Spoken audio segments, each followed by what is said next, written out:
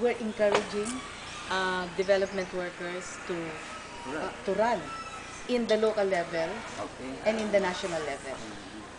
So, para mas malaki ang impact.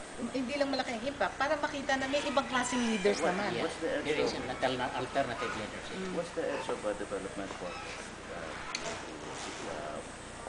Well, for one, I think for one, it's development workers and leaders of people's organization. The edge is that they have been tested and proven to be of service to people.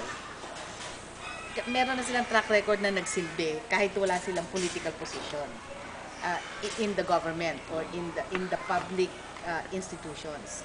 But they have proven themselves in their capacity to serve and their capacity to deliver programs that uplift the lives of people. So I think that's their edge. Now, it does not mean that development workers or people's organization leaders are saints.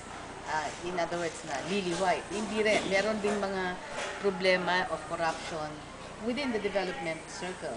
But I think the chances of holding them accountable is higher.